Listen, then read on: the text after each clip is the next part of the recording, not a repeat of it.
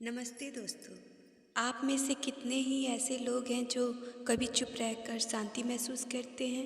क्या आपने कभी महसूस किया है कि मौन केवल शब्दों की कमी नहीं है, बल्कि यह एक गहरी साधना है। मौन हमें आत्मनियंत्रण और आत्मविश्लेषणों की दिशा में मार्गदर्शन करता है। यह केवल दूसरों से संवाद न करने का नाम नहीं है, बल्कि यह अपने आप से संवाद करने का और अपने भीतर की आवाज़ सुनने का एक तरीका है। मौन में एक विशेष शक्ति होती है जो हमें आत्मा से जुड़ने का अवसर दे। यह एक प्रकार की साधना है जो हमें अपने विचारों और भावनाओं को समझने का समय देता है। आज हम एक कहानी के माध्यम से इस महत्वपूर्ण विषय की गहराई को समझने की कोशिश करेंगे। एक बार एक राजा जिसके घर में एक राजकुमार का जन्म हुआ। वह राजकुमार बचपन से ही स्वाभाविक कम बोलता था। जैसे जैसे बड़ा हुआ उसकी चुप्पी और ज़्यादा बढ़ गई।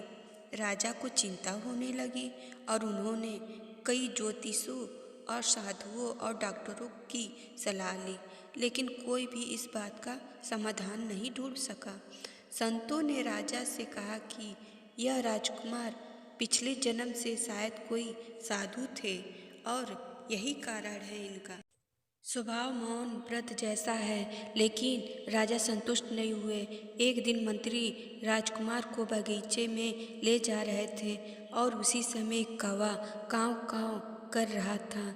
मंत्री ने सोचा कि राजकुमार को चुप्पी शायद कौवे की आवाज़ से टूटेगी, इसलिए उन्होंने कौवे को गोली मार दी और गोली लगते ही कौवा गिर गया।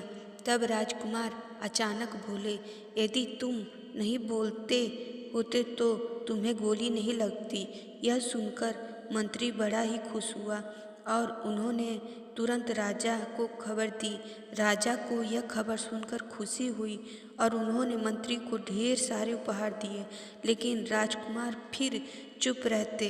कुछ दिन बाद राजा को मंत्री की बात पर संदेह हुआ और गुस्से में आकर उन्होंने मंत्री को फांसी की सजा दी।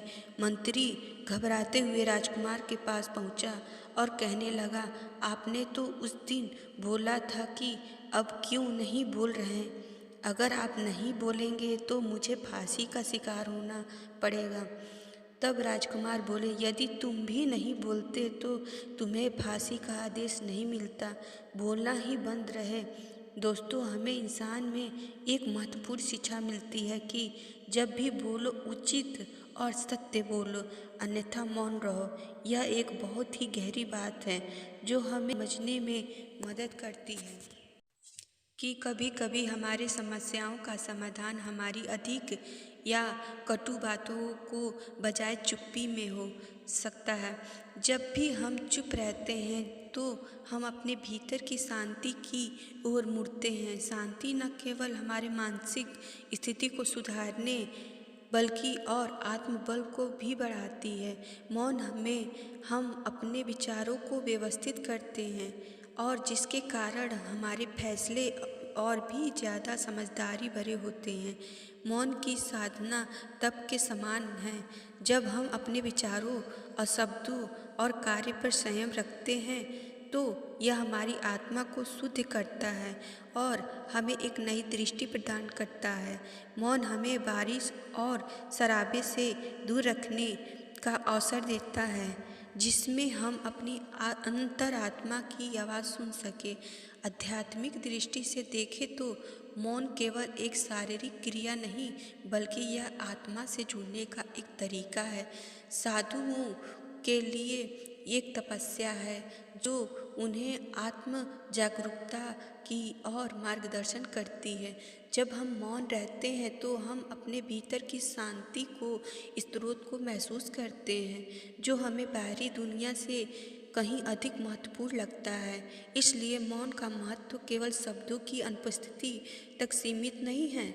यह आत्मा के साथ शांति, संतुलन और संतोष पाने का एक अद्भुत साधना है। यह हमें खुद से, हमारे परिवेश से जुड़े होने का एहसास कराता है। तो अगली बार जब भी आप चुप रहे तो इसे साधना के रूप में स्वीकार करें।